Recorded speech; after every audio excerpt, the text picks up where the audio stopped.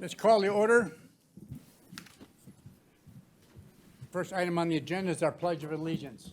I pledge allegiance to the flag of the United States of America and to the republic for which it stands, one nation, under God, indivisible, with liberty and justice for all. Before we adopt the agenda, I just want to read something here. Our IT had just sent out an email that our county has experienced a network issue. If this causes any issues within voting, Andrea will announce that we will switch to a voice voting. That's just because we have a problem with the IT right now. I like voice votes.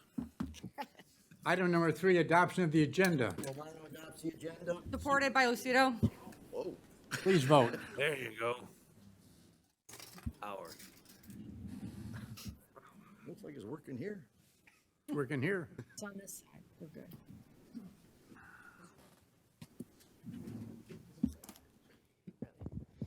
Motion passes 12-0. Thank you. Item number 4, approval of the minutes of September the 18th. Motion to approve. Support by Nard. Any discussion? If not, please vote.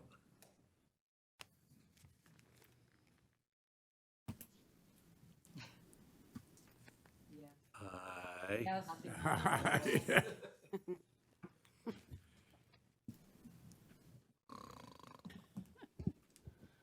There it goes. Slow but true.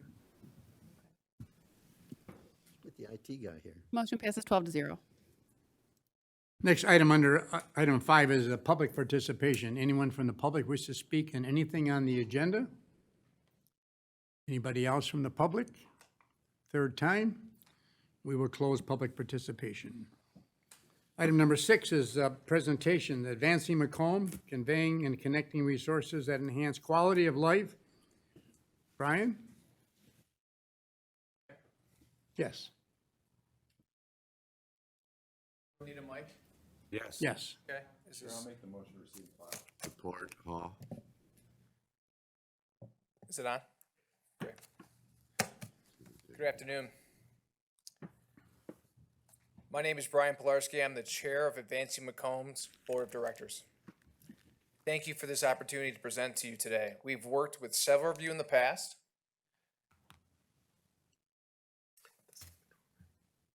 Thank you so much. Appreciate the IT support as well as being here today. Several of you in the past and on various projects in your districts, and I welcome the opportunity to speak with you to highlight the work of Advancing Macomb. I've joined you today to advocate for Advancing Macomb to receive continued and be considered for increased funding in the county's budget to provide nonprofit support services that enhance the lives of Macomb County residents.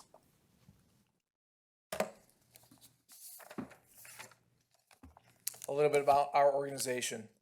Advancing Macomb is a 501c3 organization that connects and convenes resources to enhance quality of life in Macomb County communities by cementing cross-sector partnerships, identifying and attracting resources to fund community projects and programs, bring increased visibility to Macomb County communities, excuse me.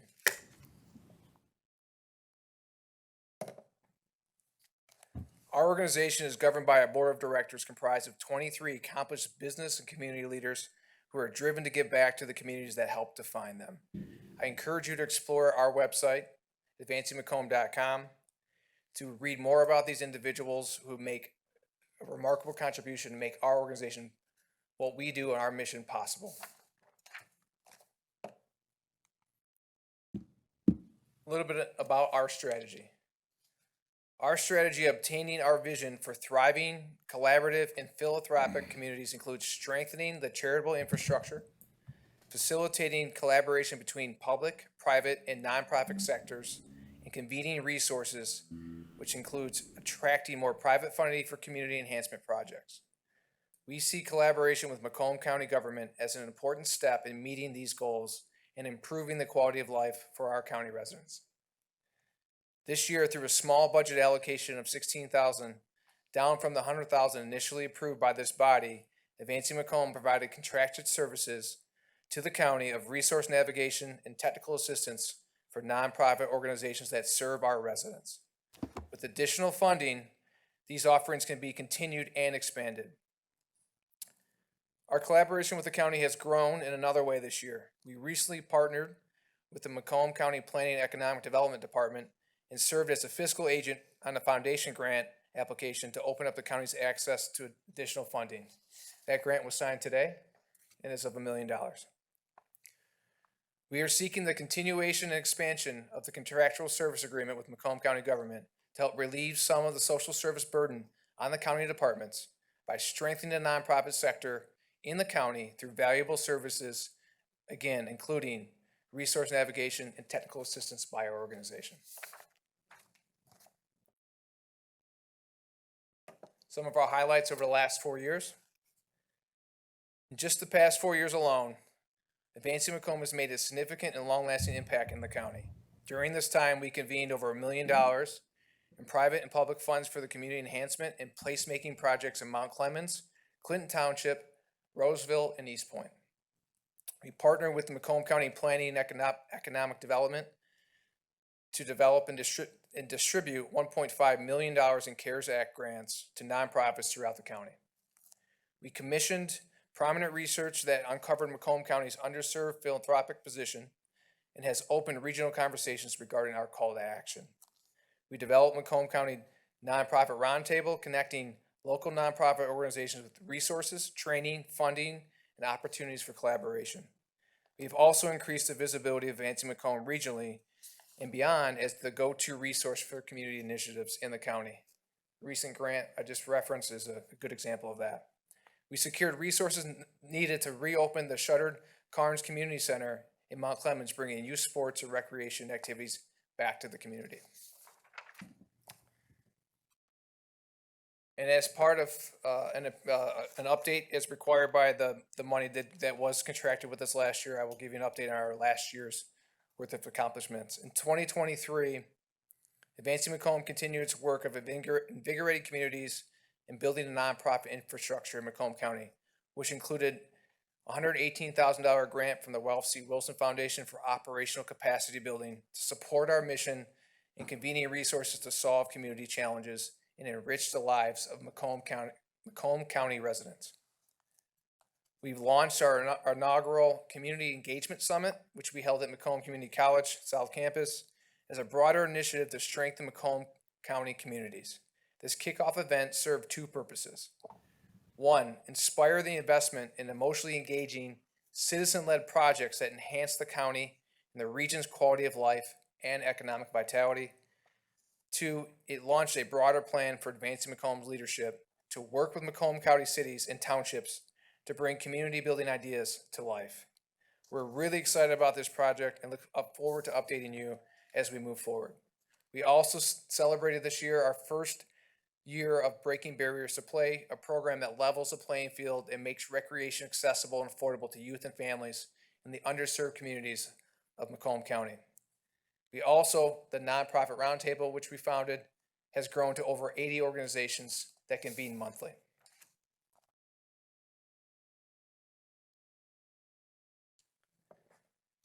You're most likely familiar with our commissioned research study, which was conducted with the Johnson Center for Philanthropy at Grand Valley State University, which examined the state of philanthropy in Macomb County. These findings are worth revisiting for today's discussion. While we knew the nonprofit sector was underdeveloped in Macomb County, we all were surprised to learn how big the disparity was. The result of the research has been shared broadly in the region and state and has produced a call to action.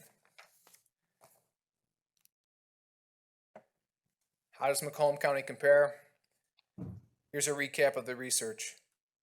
As analyzed by the Johnson Center at Grand Valley State University, despite ranking third in population, Macomb County's charitable nonprofit ecosystem lags behind every peer group in both Metro Detroit and the state of Michigan.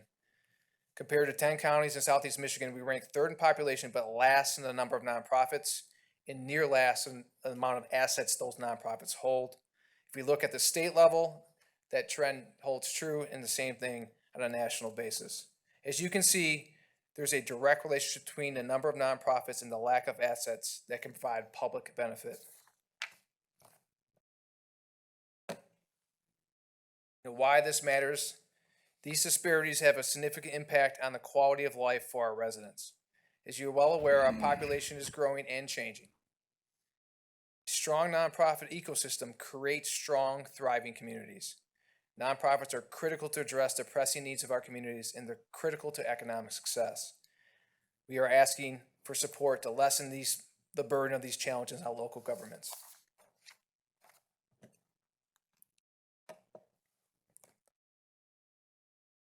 Collaboration between Advancing Macomb and Macomb County government makes a direct and positive impact on our communities by strengthening multiple organizations.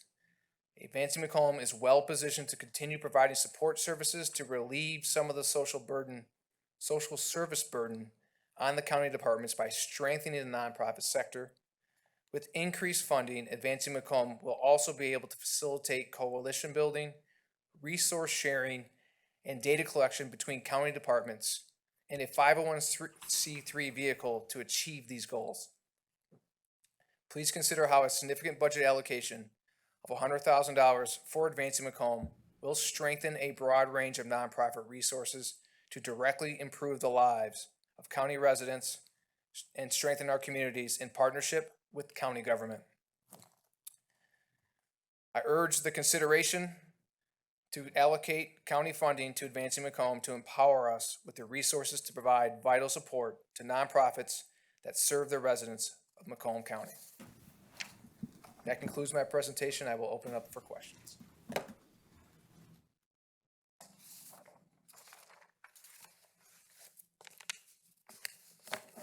No speakers? Motion to receive and file. Commissioner Brown? Yes, thank you. Thank you for your presentation. It's the second year we've heard from Advancing Macomb on wanting to partner with us to support the organization. What is your opinion on Advancing Macomb? Has a wide variety of board members there, but there's no one from the county on there. What? We would welcome participation and board membership for somebody from representing the county. Yeah. Okay. All right. All right. We'll consider that. Thank you. Thank you, Mr. Chairman. Thank you, Commissioners. Thank you. Commissioner Nard? Excuse me. I just wanted to Sorry ask, about how do you select the people, the nonprofits that you choose? Because I'm from Warren, on the south side of it, and there's a few organizations that are there that's not getting supported. So I'm just wondering, how can I get them in contact with you so that they can be supported? We'd love to help. It really is about recognition and awareness. So they can reach out to myself or to Angela Lenda or our interim executive director, Madeline Malecki. We also invite them to the nonprofit roundtable where 80 other nonprofits are there, can collaborate and give ideas, but have them reach out to me directly and I'll start the process of integrating them into the ecosystem that we've built. Okay, thank you. Appreciate it. Commissioner Young? Commissioner? Thank you, Chair. Hi, Brian. Nice to meet you. Thank you so much for the presentation. You talked about the study. Could you be more specific about some of the data that you have surrounding the surrounding counties and what their investments are to their community foundations and nonprofits, such as like Oakland and Wayne? Okay. There's a lot of data on this. I mean, I think the study, I'd have to ask Angela exactly how long it was, but it was a significant amount of data. Your question of how do we rank compared to Oakland and Wayne in terms of number of nonprofits? I'll pull that up if I have the specifics. How do we rank compared to Oakland and County in their investments to their nonprofits and community foundations? It's a great question. I have to get the specifics to answer that, and I will get that back to you directly. Okay, sounds good. And are you guys doing any collaborations with corporations or private entities and foundations as well? Could you talk a little bit about that? Yes. We were founded with the Southeast Community Foundation with a $50,000 grant when we first started. So we have a relationship with the Southeast Community Foundation. Many of the members on the board, their corporations are partners with us and have partnered on various projects on an annual giving basis. Ralph C. Wilson Foundation has given us a grant. We've had discussions with other foundations. So broadly speaking, I'd say there's about 100 corporations that have participated or contributed, whether that's time, money, or resource for our organization. And we're looking to grow that now. We're in multiple conversations with various foundations at different levels about interest in specific programs. The Wilson Foundation, we got to the final finish line, and we have a project that they're very passionate about, which is nonprofit capacity building in Macomb County specifically. And there's a 3-year grant with $1 million there that we're in the final stages of decision on that help us bring that support to Macomb County and teaching nonprofits on how to build a board, the skills needed in leadership, how to fundraise, how to manage those funds, and how to write grants and apply for the resources that are out there for them. Thank you. Thank you, Chair. Commissioner Sabatini? Thank you, Chair. Hi, Brian. I know last year you got about $16,000 from the county. Just looked at our budget. Right now, we have you allocated for 0. That's what was recommended. I guess, what's your ask from the county as far as a dollar amount? Our ask is 100,000. That was allocated to us last year, and then there were some nuances that shaved that down to the 16. So the body did approve 100,000 for our organization, and that's what we're asking for this year. Okay, so you're looking for 100 for 2024. Correct. Of the 100 specifically, what would be the primary goal of advancing Macomb with the $100,000? We do have a contract with the county. It would continue on that basis of the services provided, specifically with resource navigation and nonprofit assistance is what the roles that we perform. As part of the obligation, we have given a summary of the hours spent and the items that we specifically handle on behalf of the county. So it would be a continuation of that contract already in place. Okay, thank you. Thank you, Chair. Other speakers, please vote. Chairman, Yes, Commissioner Brown? just for point of clarification, we didn't allocate $100,000 last year. It was recommended in the budget process. The final budget knocked it down to $16,000. So just so the record's clear, we didn't authorize $100,000. Suggested, but didn't get there. Thank you. Thank you for that clarification. Thank you for that clarification. Right. Motion receive and file. Please vote.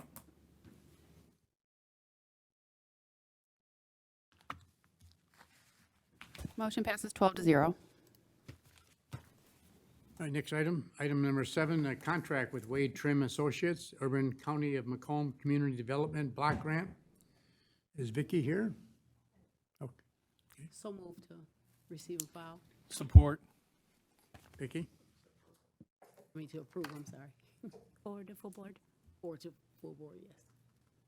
Okay. My name is Stephanie Burgess. I'm the project manager for the Planning and Economic Development, working with the CDBG and home programs.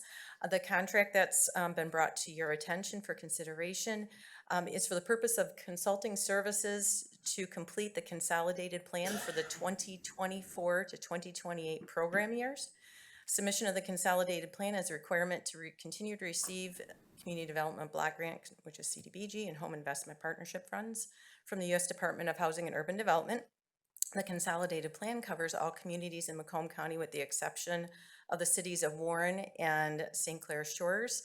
They receive their own allocations directly from the U.S. Department of Housing and Urban Development, so they submit their own consolidated plans. The city of Memphis chose not to participate in the Urban County CDBG program, so they're not included in the jurisdiction as well.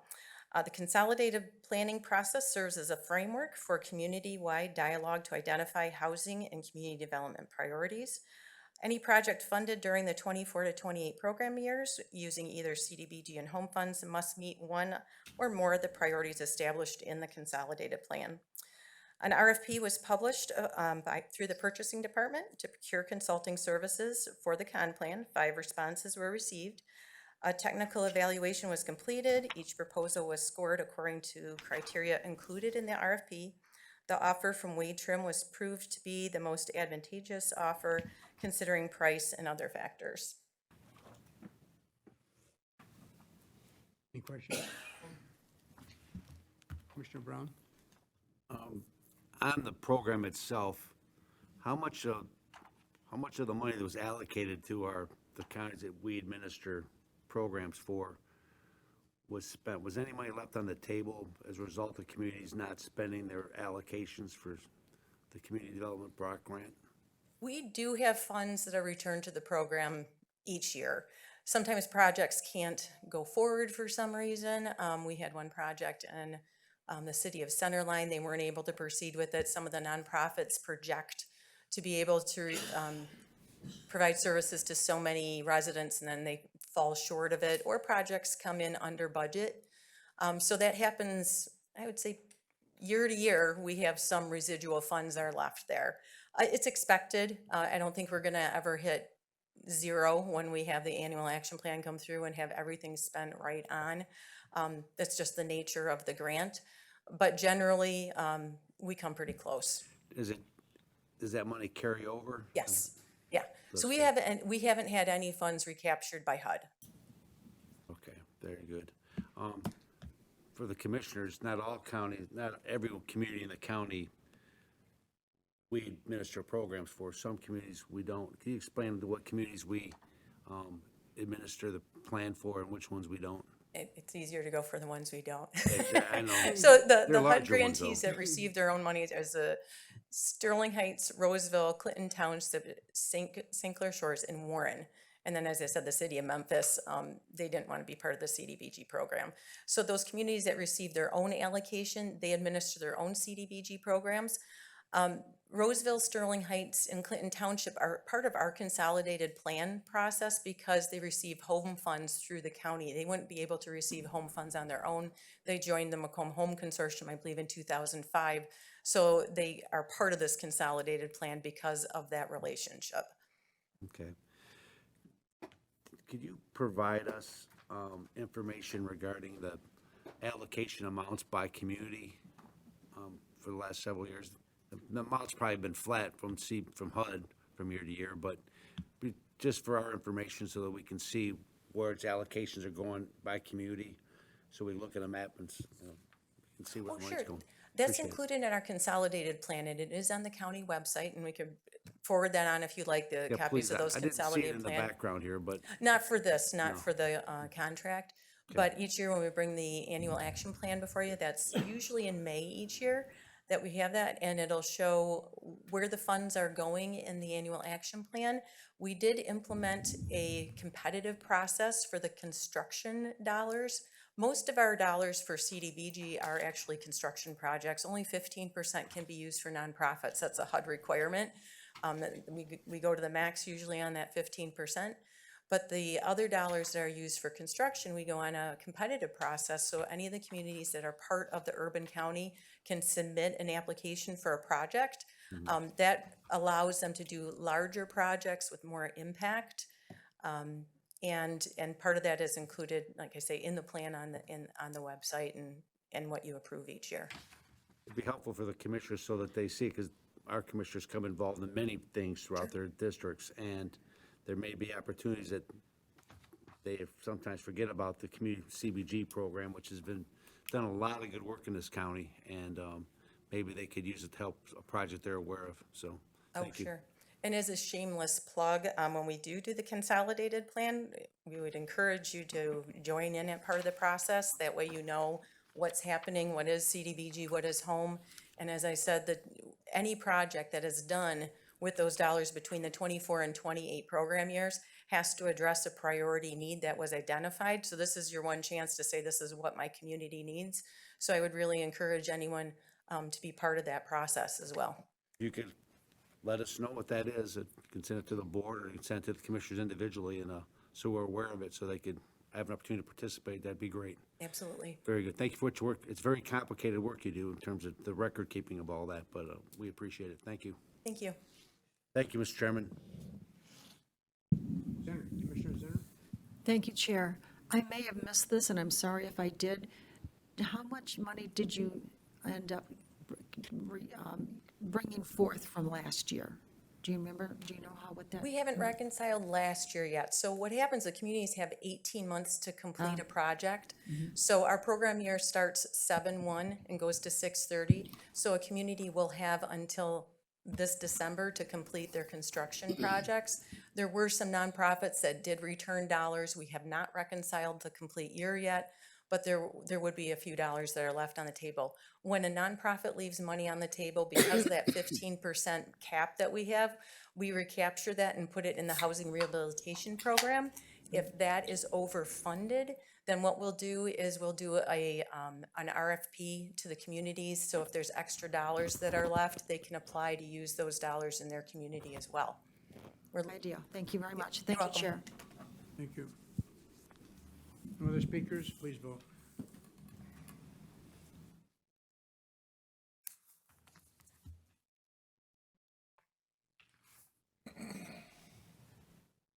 Motion passes 12-0. Item 7B, I'd like to combine 7B through E. Motion to receive. So moved by Nard.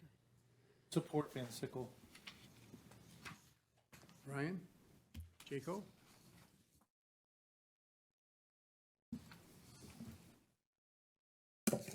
Hello. Here before you today, and last July, we were here for a grant agreement with the Army Corps. Army Corps is offering us $900,000 for a 3-year project to develop our stormwater asset management plan. And the board last July approved the grant agreement. So the next step after that then was to to look for vendors, contractors to do the work. We brought before you today engineering and legal drain review work. This is only for 1 year because that matches the 1-year grant agreement. Subsequent other years will be approved as the grant agreements go. We also have some IT equipment that is needed for this project that IT has brought forward and we have reviewed. So first, let me speak to the engineering firm. Same firm that we use for our wastewater asset management plan. So they have that expertise that built out this next-gen system, which is for our asset management system on our wastewater. We want to duplicate that now on our stormwater side. So Fishbeck, the first year cost between IT and Public Works is $210,640. So what they'll be doing is identifying all the assets, stormwater assets, putting that GIS location data into the asset management plan, building out the computer system for the stormwater assets, and standardizing inspections. So this work is not the inspections, it's when we do the inspection, we put that data then into the asset management plan. So we have a record of when we've inspected it, the condition of it, and when it needs additional work. Secondly, we have a legal engagement with Fahey Schultz. They are the preeminent drain code experts in the state that we use. That is for drain district delineation work. And what that means is before we put the stormwater asset information in there, we have to make sure it's correct. The ownership is correct. The easements are correct. So they go in, take a look at our records, confirm what we think to be true, who owns what, so that the asset data is accurate before we put it in there. And also they can work with us to consolidate drain districts if it makes sense to do that. And that is something we can help streamline some of this process.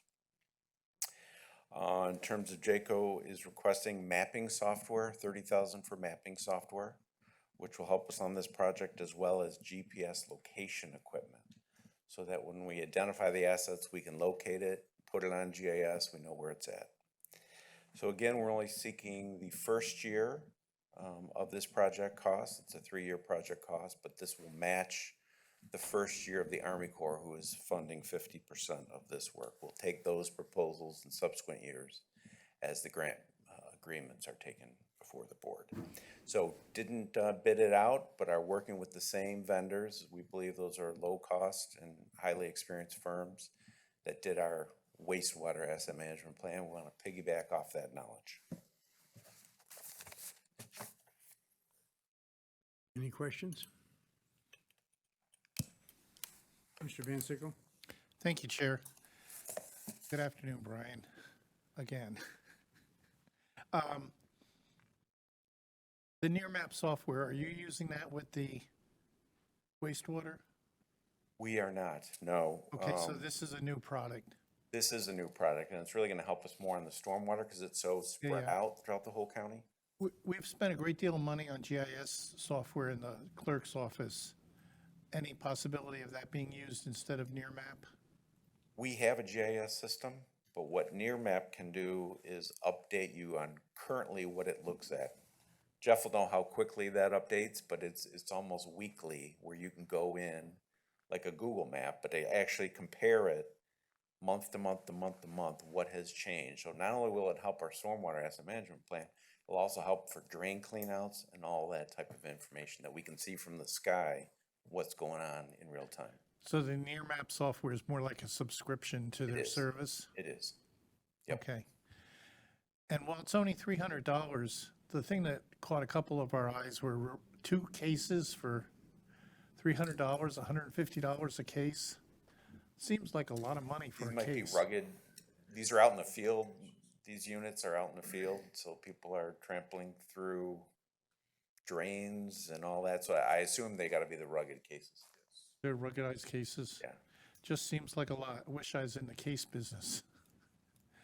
Thank you. Thank you, Chair. Thank you, Commissioner. No other speakers? Motion receive and file? Actually, no, we go to B. Refer to full board. Pardon? Motion was Motion to to full refer board. to full board.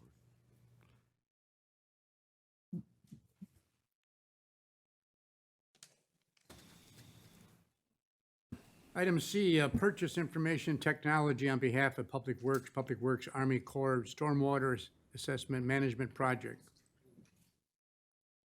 They do items 1. Didn't we do CD? We did all three, all together? Okay. Item F, maintenance agreement amendment, Madison Heights winter maintenance on Dequindre. Motion to receive and file to the board. Brian? Motion moved to full board.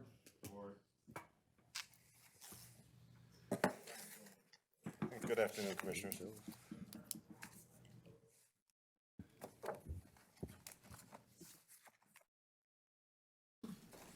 So this would be for a annual maintenance agreement that we have with the city of Madison Heights, as we do with various other cities within the county, for winter maintenance services along Dequindre. It's a little over a 4-mile stretch, and this is just seeking approval. They had requested, which is per part of the agreement, that they can request additional increase on an annual basis. Last year they did. We stuck with the original pricing. This year they once again requested a bump in the cost. We looked at it. It is commensurate with the same pricing per mile that they do share with Oakland County, because Oakland County uses the same service as far as the shared agreement for winter services that fall under Oakland County's jurisdiction. It's a divider road, but we have certain segments that we maintain just as Oakland County does, so it matches the cost as is charged to Oakland County. So seeking approval of this adjustment to the maintenance contract with the city of Madison Heights.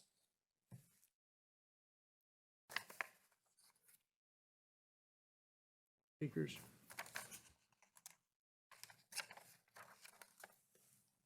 Motion to full board.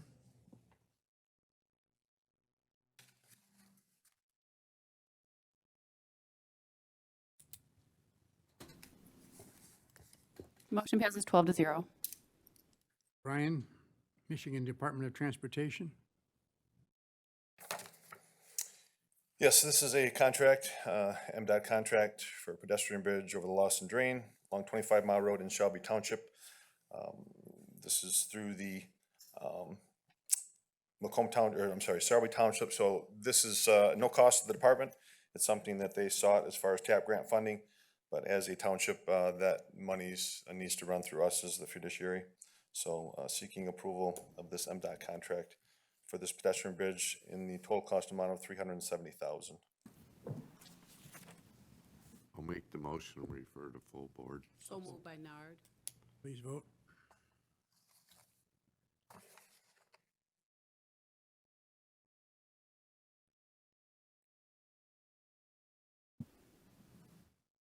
Motion passes 12-0. Brian, again, another MDOT contract, aye. Motion to recommend a full board. So moved by Nard.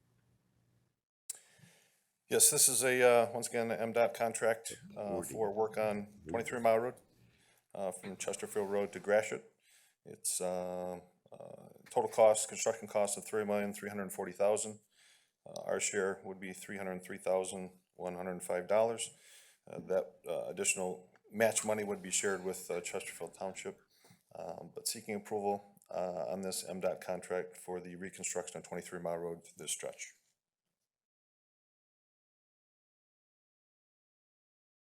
Commissioner Brown? Brian, that's gonna be done this year? No, this would be for next year's work. All right, good, thank you. You're welcome. Thank you, Mr. Chairman. Thank you. Please vote.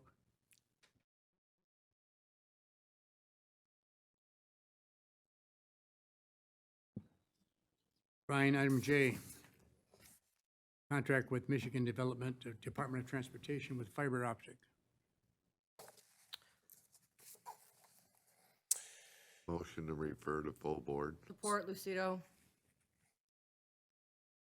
Yes, so this would be another MDOT contract.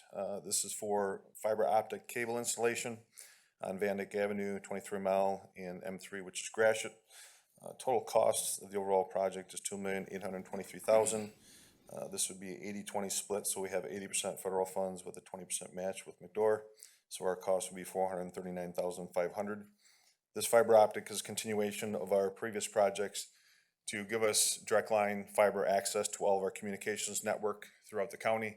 And that deals with all of our signals, signal timings, cameras and such that feeds back to our main contact center downtown Mount Clemens here. So seeking approval of that contract as presented. Speakers, if not, please vote. I have a question. Yes, Commissioner. Brian, is this part of the road county road, or is it just because we need the fiber optics for contact in that area? No, this is to operate and maintain our jurisdictional county roads. Okay, so Van Dyke, 23 Mile is the county road? No, Van Dyke is not. However, we are utilizing that area to run our fiber through. So Okay, got it. yeah, Thank you. Van Thank you, Dyke from 8 Mile to 18.5 is the So- state. So where our cost is 80%? No, our cost is 20%. We have 20%, got 80% it. federal Okay, match. thank you. Thank you, Chair. You're welcome, Commissioner. Commissioner Van Sickle. Thank you, Chair. Brian, will this be above ground or a below ground installation? This is predominantly underground, below ground. And will the fiber be shared with anybody else or just private to public works or roads, really? Currently, it will be exclusive to Department of Roads as far as that goes.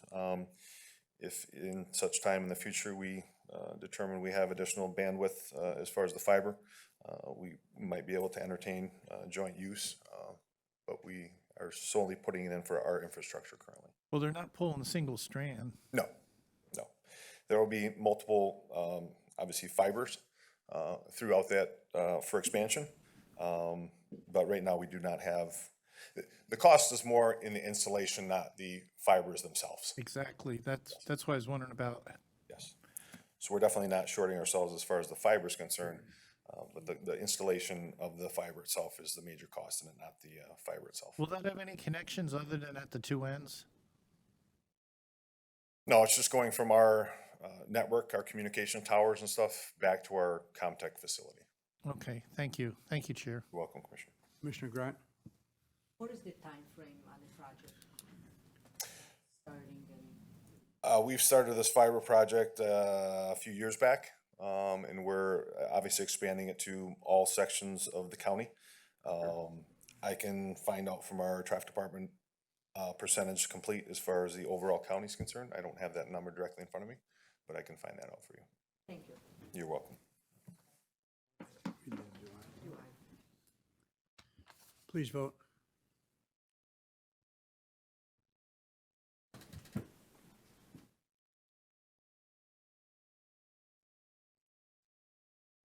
Commissioner Lucido, yes. Thank you. Motion passes 12-0. I think we need to go back to I, contract Michigan Department of Transportation regarding salt shed in Shelby. Okay, I'll great. make the motion to move the full board, items I, K, L, M, N, O, P, and Q. Support. Thanks, I thought I missed something. I was a little off here on my sheet. Wouldn't be the first time. So this is a MDOT contract for the construction of a salt storage shed facility at our Shelby Township Service Center. So we have two structures that are similar in nature. One is at our Clinton Service Center and one that was built at our Washington Service Center. The current salt dome that we have at Shelby is very deteriorated and past its service life. So we are looking at building a new one that is in our budget for this next year as far as a request. And as part of that, MDOT, because we have a MDOT service contract to maintain their state roads within our county, we went through historical percentages in our data. And out of that facility, on average, 90% of that salt is used on state roads through our state maintenance contract. So this actually is a contract with MDOT, basically saying that they will pay for 19% of the construction of that salt storage facility, allowing us to reduce the costs of that structure. So we would be paying 81%, they would be paying 19%. This is a contract that would basically be in agreement with them with 19% on them, 81% on us. So seeking approval on that contract for the construction of our salt storage shed facility. Item K, actually item K through item O are all similar in nature. They're three different contractors. So we went out for a request for qualifications for design services for our bridge structures within the county. We are looking at a multiple, I guess, firm pool of private industry to assist us with bridge design. And through the RFQ process, there were 5 firms that submitted packages to us for review. We selected 3 based on qualifications, one being Fishbeck, one being the Spicer Group, and one being the Great Lakes Engineering Group. So item K would be seeking approval with a contract with Fishbeck for the design of the bridge replacement, North Avenue over East Branch of the Coon Creek. Total cost of that design work would be $90,000. Item L would be also with a contract with Fishbeck, 18-mile road over Plumbrook Creek bridge deck replacement, design for that.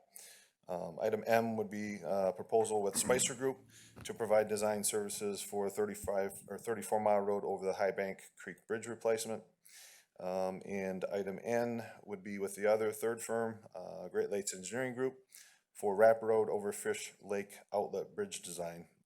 And then O would be the second one with Great Lakes Engineering Group contract, 32-mile road over High Bank Creek bridge design for services for the those particular structures and locations. Item P would be offer to purchase and statement of compensation. Last month I presented similar. This is for purchase of a home on Romeo Plank. We're preparing that and purchasing right away and getting that situated for our upcoming reconstruction and widening project.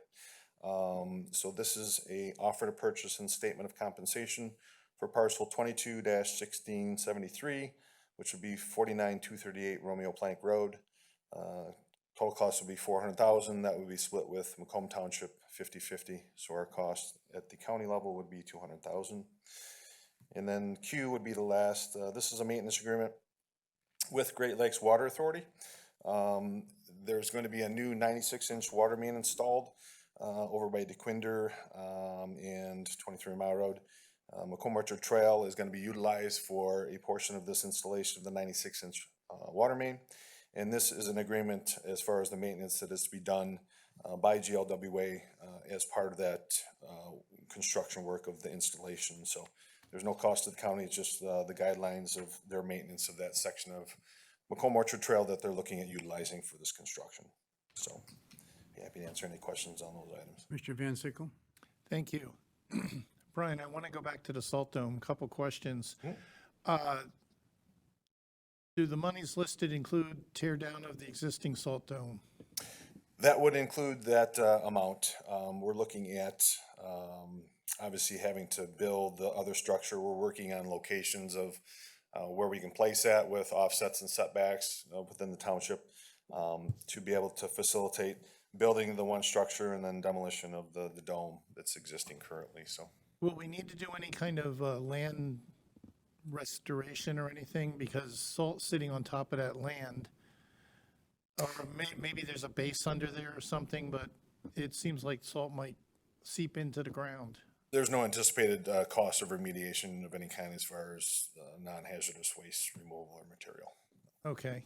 And did I understand you right that the state is going to do 81% and the county 19? No, the state would be 19%. 19 We would and- be 81% as a Okay, county. thank you. Thank you, Chair. You're welcome, Commissioner. Commissioner Brown? Thank you, Brian. Good to see a lot of bridge projects coming through. Is that the state up their allocation for their state bridge program, or how? No, they have not. Actually, as far as our bridges are concerned in the county, a lot of our critical bridge funding in the past was a 95-5 breakdown. So critical bridge funding was 95% funded and 5% match. Those are competitive submittals, and they continue to be moving in the future. So the percentages have shifted with the going rate being pretty much an 80-20, which is the going rate for our road projects. So there will be some costs that are going to have to be, we can't sustain that as a department with the additional 15% costs on top of the 5% we were covering for all the communities. So we had expressed to a lot of the communities that, you know, it wasn't a light switch away, that we were going to be able to just flick a switch and start looking for funding through the communities to do these bridge projects. But in order to be competitive and get the federal funding that's necessary and needed, we had to go to 80-20 as far as the submittals. So we are looking at getting 10% of just the construction cost as a match to the communities. You know, our road projects, we do request typically on these types of projects with federal funding, 80% federal funding, 20% match. We split that 10-10. We understand this is additional burden on the communities with the split of now bridge funding and bridge projects. So we're looking at trying to soften the blow a little bit and just charge 10% of the actual construction cost and pass that along. So yes, this isn't a increase in funding.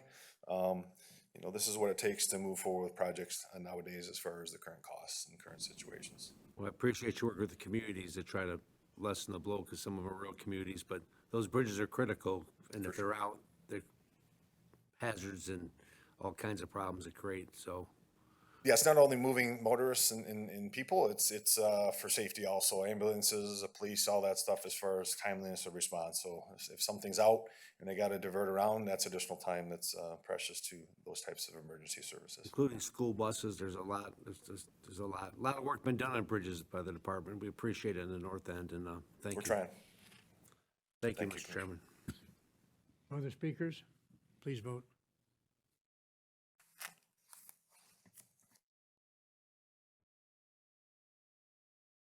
Motion passes 12-0. Thank you. Take care, Commissioner. Item number 8, correspondence from Macomb Work Zone Lane Closure and Construction Update. Need a motion to receive and file? Support. Any comments? If not, please vote.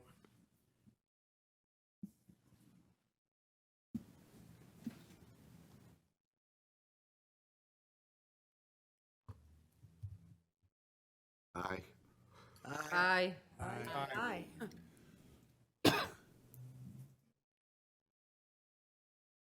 Motion passes 12-0. Item 9, public participation. I believe there's no public here. I'll say one more time. If not, we'll close public participation. Item number 10, commissioners' comments. Any commissioner have anything to say? I will say something. First of all, I did not get married yesterday, for clarification. It's all over Facebook. I got married yesterday. Again? I did not. Okay. Number 2 is I fell yesterday. That's why you see me in this little boo-boo tray I have. I fell. I've got a cast for 6 weeks. So other than that, I have no other comments. You're a man on demand. Need a motion? Motion to adjourn. Support center. Please vote. Oh, we got it. Works. Adriana got us. See you tomorrow.